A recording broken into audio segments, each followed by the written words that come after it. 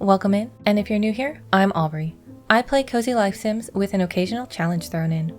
In today's video, we'll be taking a second look at the 7 professions in Luma Island, as one in particular has gone through a serious overhaul since the early days of the demo. If you haven't seen my Professions 101 video, I would still recommend checking it out as the basic mechanics for each profession remain the same, so I won't be covering machines or methods of gathering materials in this video, only the recipes themselves. As this is a 100 level course, we'll be taking a look at the novice recipes for each profession. Classes in session with the Cook, Brewer, and Treasure Hunter. These professions are lumped together because aside from all being rated 1-star difficulty, they share a profit progression with their lowest recipe starting at 1,000 coins, and each subsequent recipe earning 200 additional coins. The final recipe in each level of a profession can be handed over to your mentor once per save file for slightly higher profit, but otherwise these novice recipes cap at 2,000 coins apiece. I should also note that for all professions, most recipes require various amounts of Luma energy the first time they are crafted. The recipes in this video only reflect subsequent crafts of an item.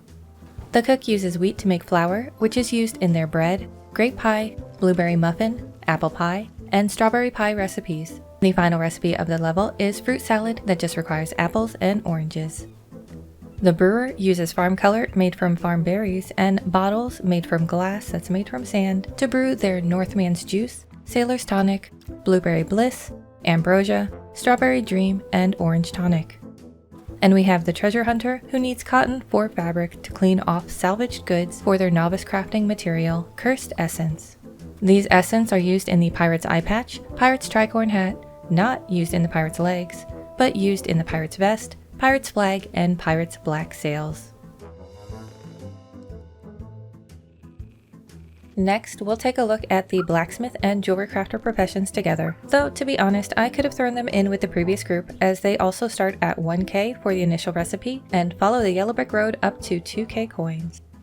The Blacksmith is a 2-star profession that uses smelted bars and a variety of cloth and leather to craft the cog, spring, horseshoe, lock, anchor, and weight at the novice level. The Jewelrycrafter uses smelted bars, but instead of fabric finds use for various gems located deep in the mines to craft the Mountain Crystal Earrings, Mountain Crystal Necklace, Tiger's Eye Ring, Tiger's Eye Necklace, Kyanite Ring, and Bronze Tiara. The Jewelrycrafter is a 3-star difficulty due to the dangers found when mining for these precious gems. Moving on to our penultimate section, we have the Archaeologist. Like the Jewelrycrafter, the Archaeologist combines smelted bars and precious gems to make their wares. But unlike the previous profession, they use broken artifacts found in temples, along with relic fragments to craft goods, starting at 1,500 coins and progressing 300 coins a pop from there.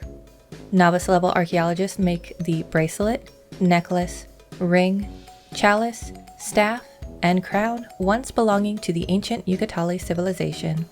The 3-star difficulty level of this profession is due to the dangers incurred while traversing the temples to collect the broken artifacts, and while the profit is higher on this profession than those previously mentioned, it is a bit harder to mass produce some of the items due to the time it takes to collect said artifacts. Last but not least, we have the Fisherman profession, and if you watched my previous video, you would know that this is the profession I was the least excited about due to the time it took to fish, as well as the large volume of materials needed to craft each fishy dish. I am happy to report that not only did they rework the recipes so that excess ingredients such as mussels and shrimp are no longer in the double digits, but they also made it so the fish respawn is almost instantaneous, meaning you no longer have to wait around a particular fishing spot twiddling your thumbs while attempting to bulk fish. And now for the crux of the rework, and the piece I can't help but feel was an error based on the other professions. I'm talking about profits. All the other professions, excluding the Archaeologist, followed a modest yet understandable profit scale for the goods being crafted, though I wish the Jewelrycrafter was a little higher due to the difficulty level of the trade. Yet, fishing. Here you have a 2-star difficulty profession where after a recipe rework, the ingredient costs feel pretty reasonable, but then the profits. The novice recipes start at a whopping 2k, 500 coins higher than the Archaeologist, and they go up 400 apiece from there, landing at 4,000 coins for the final novice fisherman recipe. I have a feeling this profit gap might be reduced after further balancing of the professions in the coming weeks, but will I be taking advantage of this monetary boost while I can? Yes, Yes, I will. Particularly since after your first catch of a fish variety, most fish can then be purchased from the mushroom man of the region for only 5 nature tokens a pop.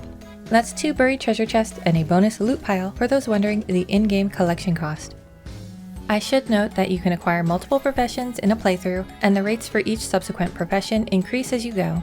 Current rates are free 99 for your first profession, 500 for your second, 10k on number 3, 30k for 4, 50,000 on your 5th, 150,000 for number 6, and your 7th and final profession will run you a staggering 500,000 coins. So, if your goal is to pick up a lot of professions quickly, selecting fishing as your first might be a good route to take, provided they don't reduce the profits in a coming patch. I'm currently working on a 100 Days in Luma Island video where I play through all of the professions, so be sure to subscribe if you're interested in seeing that once it's out. Thank you so much for watching, and I'll see you in the next one. Bye-bye.